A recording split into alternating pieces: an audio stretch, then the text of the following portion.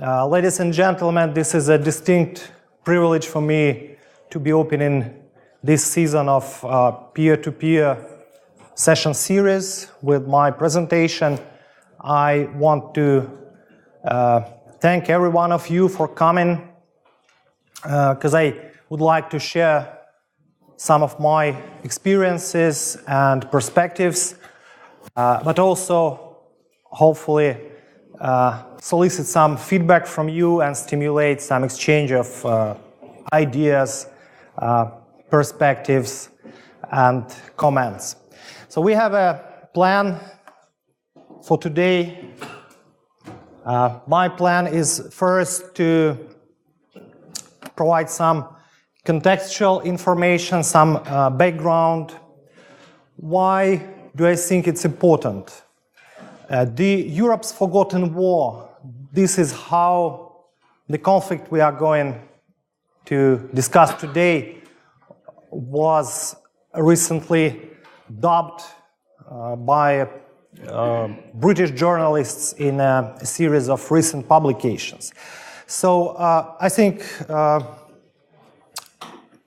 I feel owed actually to provide some contextual information why we are talking about the importance of dialogue in our context, then to provide two specific cases from my professional experience, and then come to the conclusions I have come to, and also then we may have an exchange in the form of question and answer session, and also to hear comments from you on the overview I'm going to provide.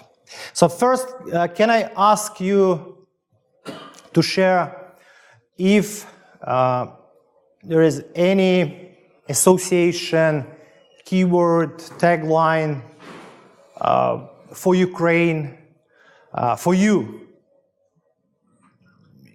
If there is any that you may be able to share, maybe some word that first comes to mind when you hear about Ukraine. If nothing, then just nothing. Bad or good luck for Ukraine? No, when I think about Ukraine, I think about Soviet Union. Mm-hmm. Soviet Union. Mm-hmm. Any other associations, please? During its being part of the Soviet Union, we used to study that it was the major producer of wheat in the entire Eastern Europe, mm-hmm. and specifically to the major contribution of grain to the USSR. Yeah, dubbed historically a breadbasket of Europe, right? Yes. Good. Any other thoughts, please? Dynamo Kiev. Dynamo Kiev, so sports, right? Soccer, yeah. Anything apart from soccer, any other sports? Or soccer is just a kind of something used to be on display, right? Not only for Ukraine, but the entire Soviet sports too. Sadly say the Ukrainian famine and a lot of Russification and just a lot of ethnic issues and just Russian ethnic view of the Ukrainian ethnicities. Mm-hmm. Yeah, very good point. So the famine of 1932-33, right? But also it wasn't. It was the largest scale, perhaps one of genocidal effect, but there were also some occurrences before and after of using, let's put it, socioeconomic processes for political purposes, right? Please. Do you want to say Chernobyl? So another ghost from the Soviet era, right? From the late Soviet era, and quite a large-scale nuclear accident in history. issue of Crimea. So now we are coming to a more contemporary perspectives, right, and something that we are going to discuss today, because these pictures, I would say, reflect how international relations professionals, people working in the international relations, international security, professional spheres, see Ukraine. It's infamous for its current conflict with Russia, a so-called hybrid conflict, but we are going to touch upon this aspect, the hybridity, a bit later. So first I would like to have a short recap on the sequence of events leading to those particular cases that I wanted to share with you as the next part of my presentation. So a massive unrest had been provoked by the previous pro-Russian government of Ukraine back in 2013 to reverse the process of integration with the European Union, decision made under Russia's pressure. And it was perceived by many as a perception, of course, as a sort of a betrayal of national interest, the government exceeding its constitutional powers, a sort of a coup attempt, if you will. So many people took to the streets, and I think that the most important understanding why so many people took to the streets and how the events evolved then later is a comprehension of Ukraine as a sort of a land of contrast, if you will. The first thing one can see upon arrival and en route from the Boryspil airport, international airport in Kyiv, Ukraine's capital, is an outlet selling luxurious Porsche cars. Porsche, we all know Porsche, and we cannot say they are starving of clients, actually. They do have clients. But at the same time, poverty, by European standards, obviously, is widespread, has been widespread. Inequality and disparities, endemic, corruption, notorious, and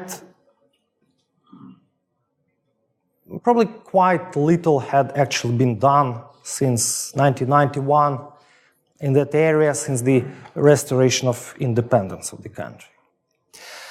And throughout all that period, Ukraine has been to a significant extent remaining within Russia's orbit. So for the people back in 2014, that could be that reversing the European integration process and then Russian invasion that followed in response to the revolt. It had caused, as a still in a chance, still in a dream, to change life, to change future, maybe if not for the current living generation, but at least for the generations to come. This is a Ukrainian perspective. Obviously, there are competing Russian perspectives, of course, which I believe are easier to access in the West and globally. So I wanted just to give you a sense of the complexity around the issue. So, long story shorter, the flight of the previous Russian government from the country in 2014 was followed by the Russian invasion, occupation and subsequent annexation of the Crimean Peninsula, which became the first of its kind in Europe since World War II. And since the desired outcomes of those actions were not probably met at the moment. So a full-fledged armed conflict ensued in another eastern region of Donbas, a region with the enrooted Russian influence. And the war has become the most deadliest conflict and the one that caused the most massive displacement in Europe again since 1990s. And all these developments were accompanied by a hybrid warfare. But what has been particular in the hybrid warfare in Ukraine context, and why is it an important factor in any recovery and reconstruction process? Hybrid warfare may be called a buzzword nowadays. It's quite widespread, quite popular. Most often it's associated with the practices evolved from the application of Russian military doctrine, also called the Gerasimov Doctrine, after its author, chief of the Russian General Staff.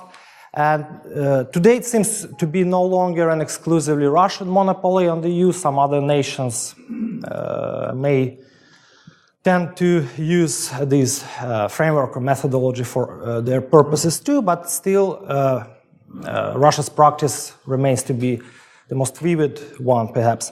And in the Western discourse, we hear about hybrid warfare in the context of its most classical non-linear manifestations. So, for example, we hear about the meddling into the alleged meddling into the US presidential elections, or instigating anti-immigrant, xenophobic sentiments in Germany, for example. But talking here about cyber operations, information operations, information warfare and propaganda, psychological operations, political influence operations, economic coercion, and so on. We have all these present in Ukraine too, but I think we have also three significant factors which has directly to do with recovery efforts and underlie the need to use dialogue as a tool in the process. So first is a conventional, kinetic, symmetric warfare with all its implications for civilian populations, civilian casualties, displaced populations, destroyed infrastructures, and the Donbas war has seen a return of the so-called trench warfare with large-scale ground operations, and the contact line between the belligerents stretching for, let's say, approximately 550-kilometer length.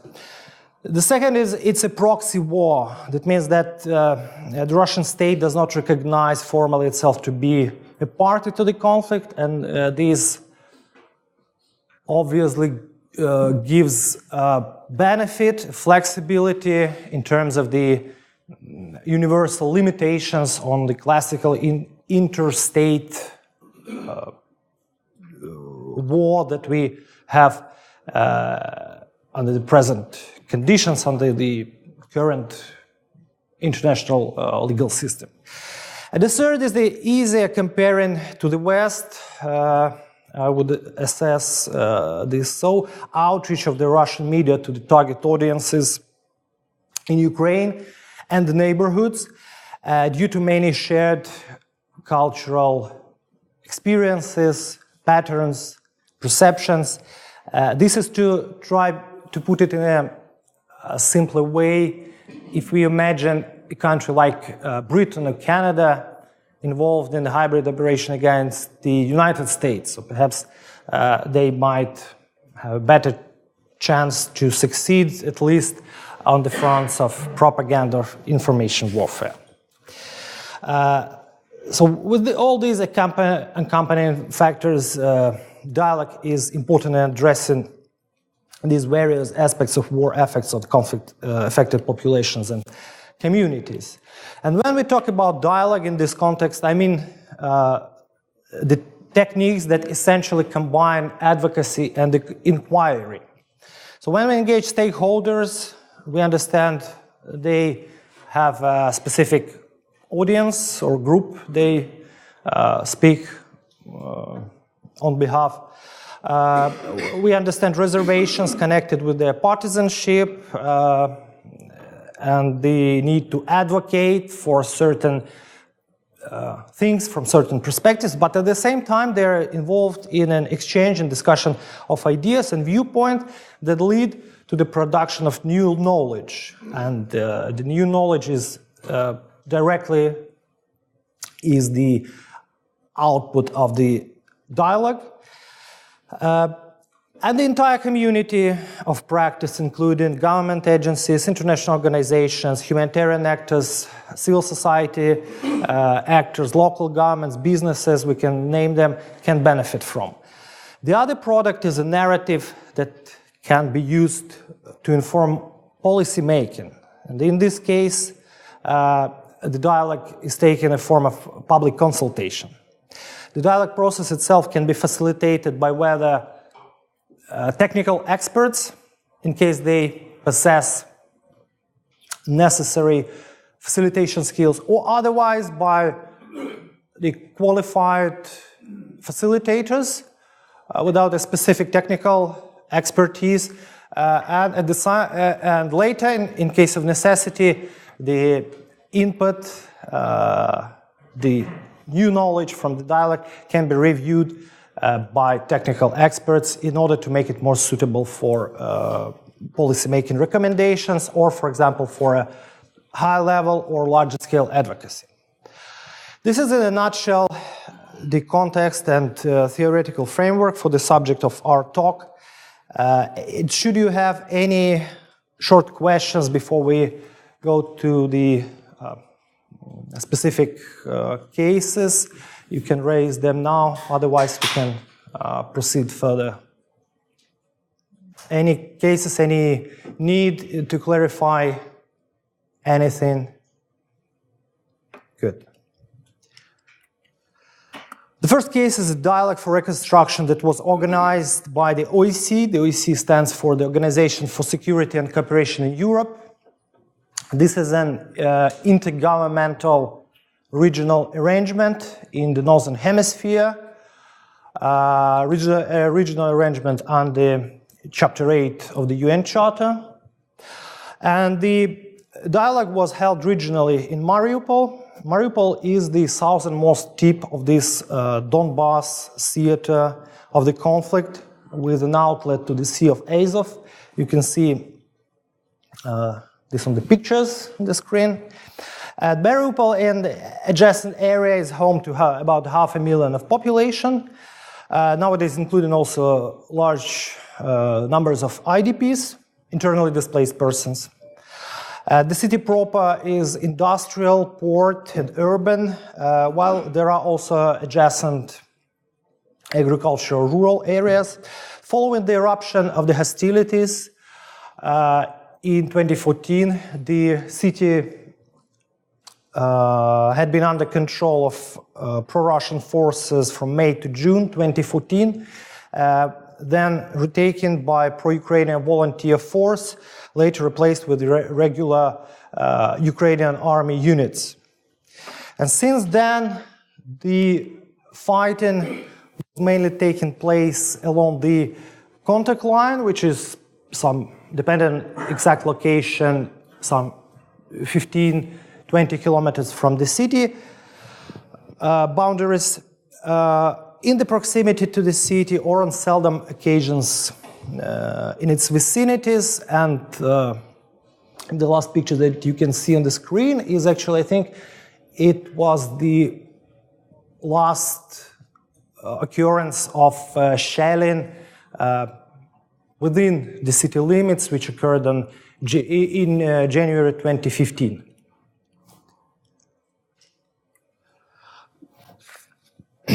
The discussion takes place in two main streams. First is of more safety and security related focus, and the second is a more developmental focus on reforms and justice in recovery and reconstruction, so emphasizing in a way the nexus of security and development. The ranges of stakeholders was broad, including the military, national and local government representatives, international organizations, embassies, local and national civil society actors, businesses, local communities with their formal and informal leaders, and in that particular area, the Greek ethnic community delegates, as they have a sizable presence of this ethnic group in the area, including ethnic Greek villages in the countryside. The thematic components included business and economy and infrastructure and public services block. The city hosts a cargo seaport, being currently under an effective maritime blockade. It also has a lot of industry, especially metallurgy, and this is also connected in terms of infrastructure with coal and industrial produce exports from the hinterland through the port, plus the issues of transportation, railway communications, both cargo and passenger, as well as of air communications, as the local airport, due to the proximity to area of fighting, had been effectively closed. And it still is. The so-called human dimension, issues of IDPs, internally displaced persons, elderly, social services, youth and education. For the dialogue, a local university provided their good offices and premises, so we naturally had a number of educators and students participating. And also the issue of education was quite burning for the rural areas adjacent to the front line, because the schooling has been disruptive there due to ceasefire violations. And the last focus is, again, a more safety-related focus, demining unexploded ordnance problems, which highly affect especially agricultural activities. And also environmental issues due to the industrial facilities being damaged in the course of hostilities. Right? So this is the first case, dialogue for reconstruction. The second case I would like to offer is about the protection of civilians in the conflict area. And this was mentioned by Marta. There is an international NGO called CIVIC, Center for Civilians in Conflict, which I had an honor to work before coming here to Syracuse. And its mission lays within advancing the consideration by warring parties for the civilian populations who live in the areas where or nearby which armed hostilities take place. Because as conflict-affected populations, we oftentimes think about internally displaced people again, refugees, for example, but those who stay and who live, who have to live near the front line, near the battlefield, or in a gray zone between the belligerent positions, they are another numerous and highly affected audience.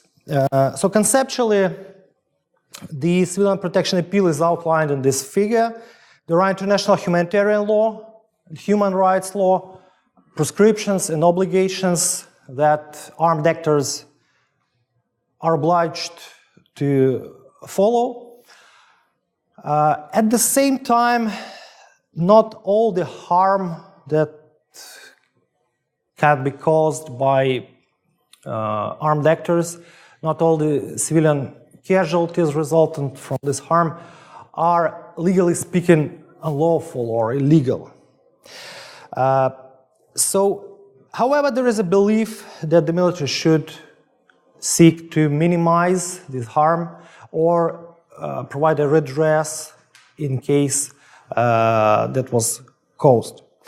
And this is, in a nutshell, I would say, generally speaking, a step towards making warfare, or making the war a more humane, if possible, enterprise. The most challenging in this process is retrieving genuine voices from the civilians on the ground to embed them into the discussion. Each individual case with thousands of people's stories is obviously hard to address and to attend. Therefore, it's important to identify common patterns. For example, other villages near the front line or in a gray zone between the belligerent positions more prone to shelling, or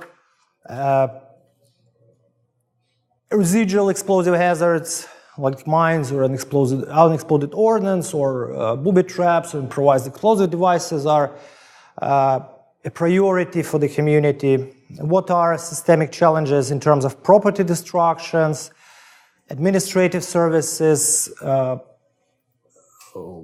infrastructure services, and for the purpose of having such an input better organized and suitable, again, for policy-making recommendations, we bring together local civil society actors working directly with the target populations. These include humanitarian organizations, including National Red Cross local chambers, rights organizations, health and human services organizations, security and development organizations, and civic activists. The civic activists who, per the recently introduced practice, are being assigned to state bodies in Ukraine as civil society delegated advisors.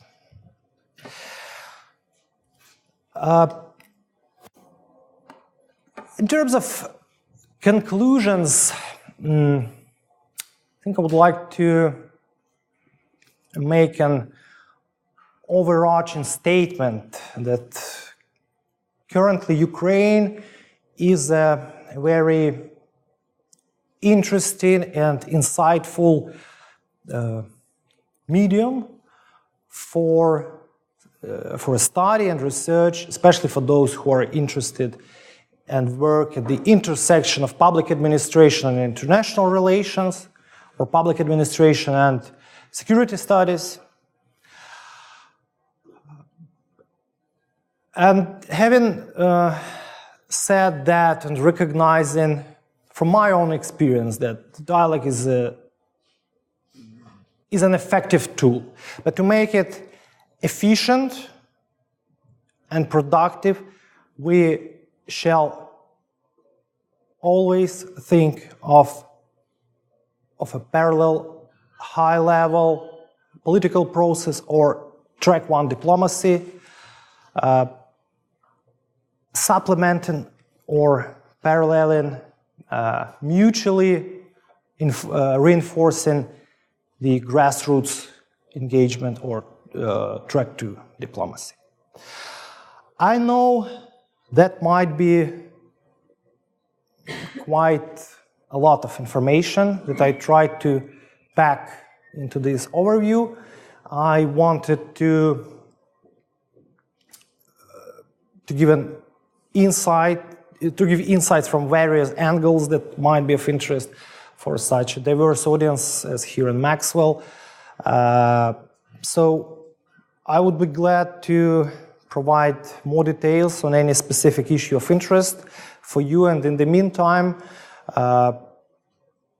looking forward to having questions or comments from you, and thank you for your attention.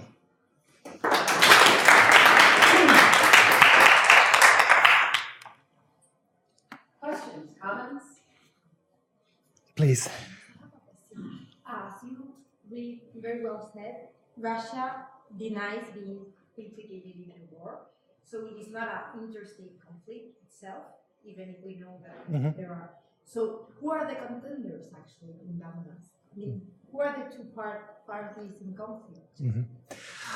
I wouldn't say that Russia completely denies its any form of involvement. They rather stick to the legal position that they are not legally speaking a party to the conflict. It's true. For obvious reasons, and these proxy wars, I think Ukraine is not a unique case, right? We can hear at least, I mean, it's subject to evaluation, but we hear about similar patterns in the context of the Middle East, for example, right? But at the same time, you know, it's a tricky thing, because if we look at the negotiation process, and starting, as we should, from the very top level, so this is the so-called Normandy 4, where there are four parties involved, basically Ukraine and the Russian Federation and Germany and France. So obviously Germany and France as intermediaries, as mediators. This is the top level of discussion, and we used to have, and we are still having, lots of questions of why this arrangement has this specific shape. So, for example, if we are talking about these mediator countries, why Germany and France, again, as nation states, Germany and France are involved, not any international organization or the United States, for example. There are different questions. Then the next level is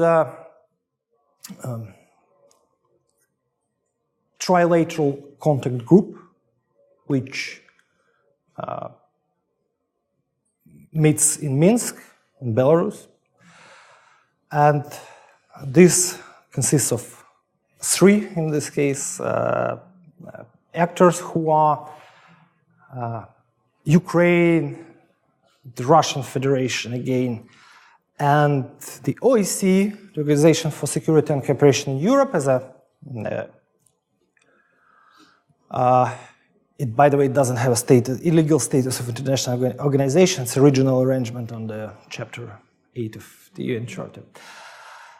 But at the same time, with the Russian delegation, these, as we may call them, proxy agents of the so-called Donetsk People Republic and Luhansk People Republic, they sort of sit together with them in these negotiation arrangements. The Ukrainian state does not recognize them as entities. So Ukraine does have a law actually stipulated that the Crimean Peninsula, which includes the Autonomous Republic of Crimea and the city of Sevastopol, as well as those parts of Donetsk and Luhansk provinces that the Ukrainian government is not having an access to, they are occupied by the Russian Federation. This is the perspective by the Ukrainian government. The Russian perspective is that the Crimean Peninsula is a part of the Russian Federation, and that those chunks of the territories in the east of Ukraine, they're like self-proclaimed republics without an international recognition by anyone, including the Russian Federation. I hope this somehow sheds some light, because it's a really it's a really tricky topic. Yeah, it has very much of intersection with, you know, purely legal sort of narratives. And then I have a second question. I'm sorry. I wanted to know if at the street level, I mean, when you work with the civil population, you find also that there is a conflict between the civil population. I mean, maybe pro-Russians and pro-Ukrainian people living together and reproducing the conflict in a smaller scale? I would say some of those some of those things they exist, but they are more mundane levels, so something not having much of political effect. I think that those civilians with whom I had an experience in working with, they are more preoccupied with these more practical aspects of recovery and reconstruction, though there is a number of interesting trends in this regard. I mentioned that we have the contact line stretching for about 500 kilometer length, right? And the communities and areas along this contact line, they're quite diverse. They have different historic origins, for example. And this also have an influence on those, stances, more pro-Russian, more pro-Ukrainian. So societal experience, plainly speaking, are there descendants of kind of freeholding settlers or former serfs, people who used to be in serfdom, then liberated, then came there to work at factories, so large industrial productions, or, for example, again, level of education can be, so basically, how people perceive the world around, if they have, more knowledge that stretches beyond a more Russia-centric model of the universe, they would perhaps tend to be more pro-Ukrainian. But within those areas under the Ukrainian government's control, I wouldn't say, from my experience, there is much of an ongoing quarrel around these issues, but still it may have some potential, some risk potential, and there is also something that need to be addressed proactively. Prevention is at the core of any peace-building activity, right? Please. Thank you. Great lecture. I want to say. Thank you. My question is, I don't know what your specific opinion is on this. Do you think the republics of Donbas and Lugansk, do you think they'll be reincorporated into Ukraine? Or, because it's interesting looking at their cases, because there's been multiple situations of these small autonomous republics supported by Russia, such as in Georgia and in Transnistria and Moldova. Yeah. So I'm just wondering your personal feeling or. It's a very good question and a very difficult one. Maybe at a certain point, a solution that might arise potentially for Eastern Donbas might become a precedent in a way. Because otherwise, the entire logic of maintaining these protectorates, Russian protectorates, would be challenged, right, in case of integration or reincorporation. Though it's a multifaceted issue, perhaps you may know that for Ukraine, Ukraine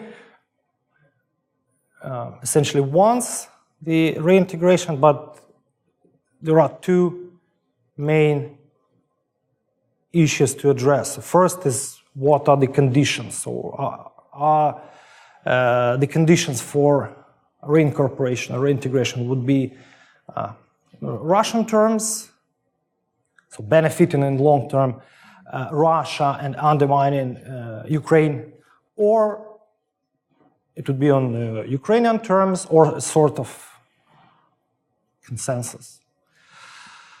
And the second is Crimea issue. So even if Donbas is reintegrated in any fashion, what is going to happen with the Crimean Peninsula?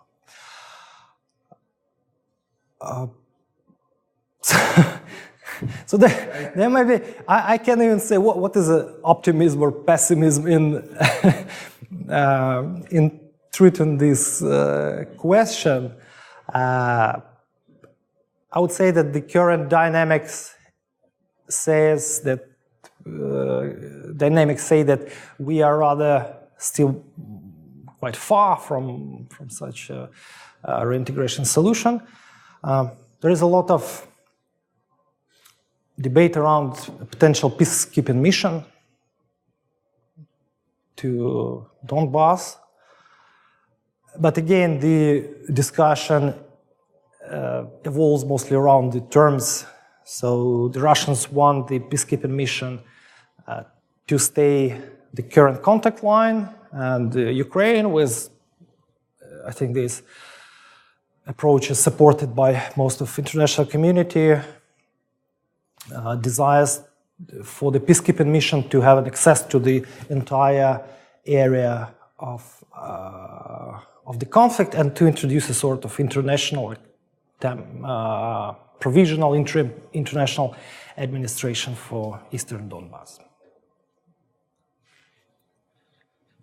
Please. Question about upcoming elections in March, right? So Tymoshenko is one of the top candidates for now, according to the opinion poll.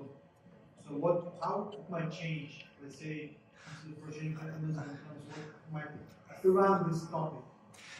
Change support to Tymoshenko or the entire topic. I see that support to Tymoshenko may. Pro-Russian candidates too, right? Tymchuk. Who? Tymchuk. So there's some pro-Russian candidates also coming. Medvedchuk. Tymchuk, I think. Tymchuk is a sort of a hybrid of Tymoshenko and Medvedchuk, right? That's, by the way, it's an interesting. Elections might change this relationship between Russia and Ukraine and which side? Russia, Ukraine? Thank you for the question. I think that you cited the opinion polls. I think they have a right to exist. They are telling the truth in a way they are intended to tell truth, but at the same time, the largest portion of those who were polled, they are those who are still undecided on who to vote. So about 30%. So I would be just careful with those current measurements of the intentions to vote next March. In terms of drastic changes,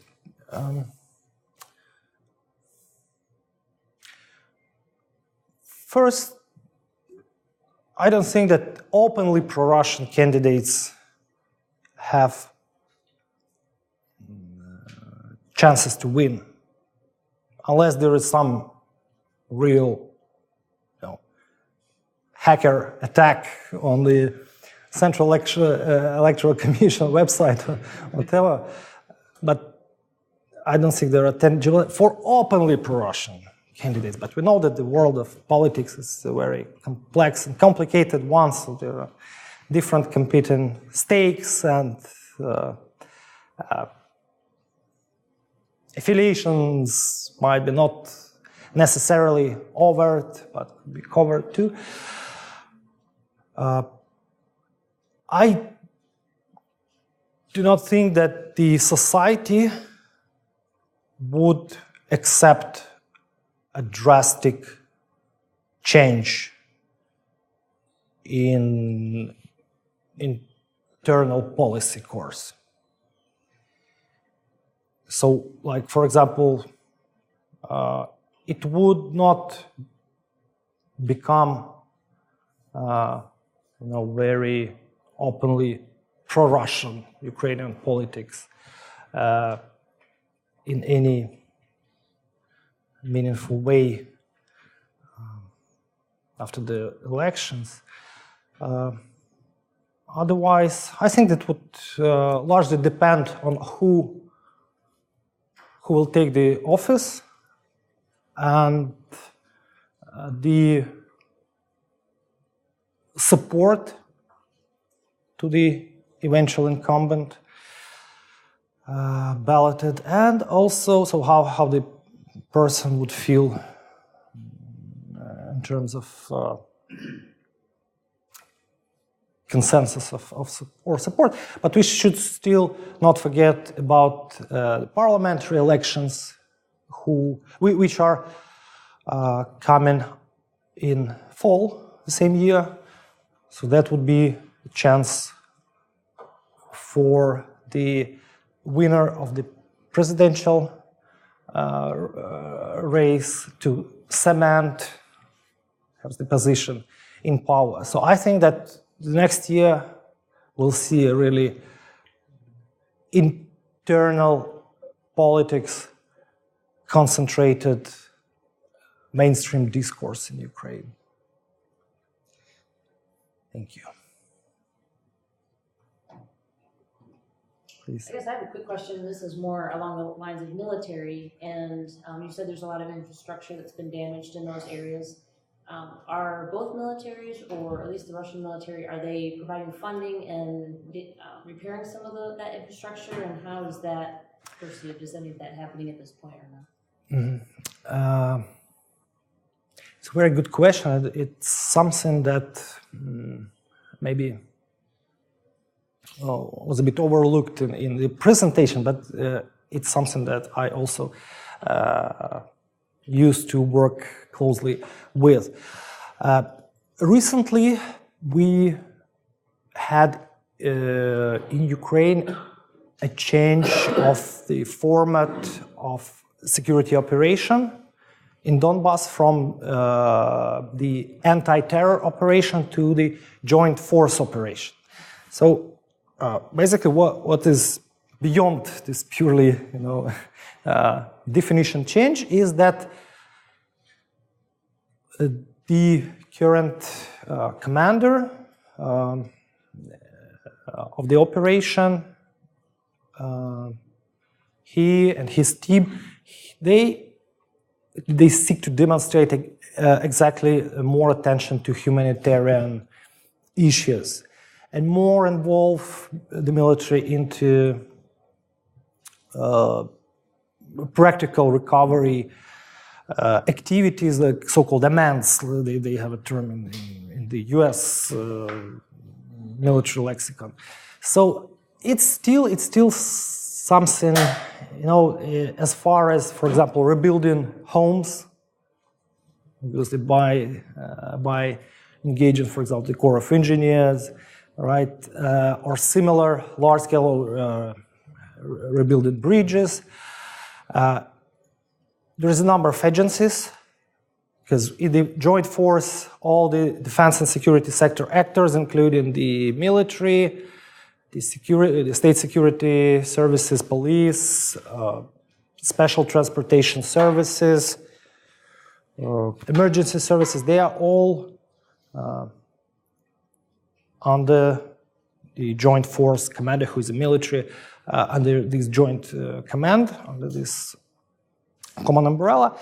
So this is becoming increasingly inter-agency effort and becoming of more attention and more importance, more priority in terms of strategic communications side of this practice.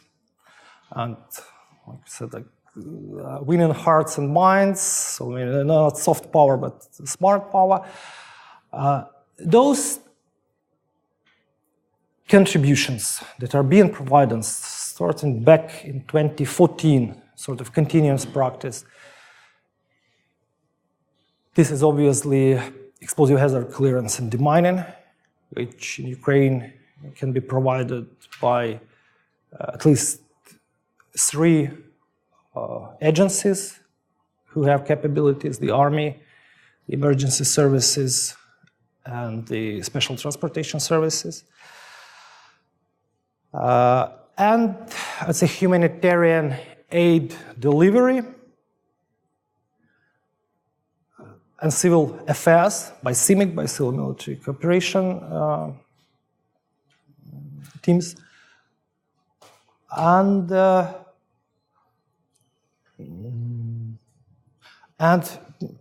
escorting the humanitarian aid convoys to those areas which are not accessible to the Ukrainian troops.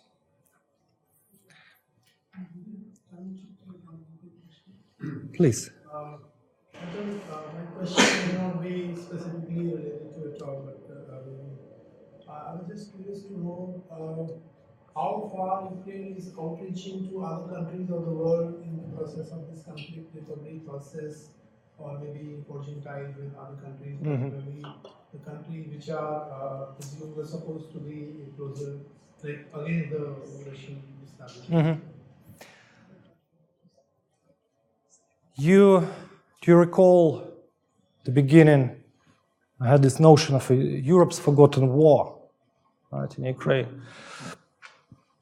The dynamics, at least that used to be a couple of years ago, when I did a measurement the last time, comparing to most other countries in the region, in terms of direct aid, like overseas humanitarian or development aid, the figures for Ukraine used to be humbler. It might change somehow within this 2-year period, but still what we often hear about Ukraine is the so-called donor fatigue. It might be, so the donors, the prosperous countries which are providing donor assistance or are assumed to be of such, in such a capacity, they are sort of cautious. I can give an example that there are also some positive in this. The recent conference on global Ukraine support, it was hosted by Denmark, for example. And here I would mention the Nordic countries as those providing support and assistance. Within the region, these are the Baltic states, so other post-Soviet countries, and East European countries like Poland, Romania, Croatia, particularly. There is also military and defense cooperation going on. So, for example, the military parade that Ukraine had in the capital in August on the Independence Day, there was from 10 to 15 delegations of army units from NATO countries, so Canada, the US, the UK, also those Baltics that I mentioned, Georgia, another post-Soviet country, Moldova, East Europeans, Poland, the Czechs, the Romanians. So the degree of cooperation is being framed by the interest of the donor country. Definitely, and it's a practical consideration, but to your question, just if put them all together into one group, I mean, without distinguishing in terms of the thematic area of assistance, so I would mention foremost is in Canada, and the US, Britain, the Nordics, but I think this might be the case in other countries of the region too. I'm afraid we'll have to leave it there. We're at time, but thank you very much. Thank you, Anton. Thank you for your attention, for your questions.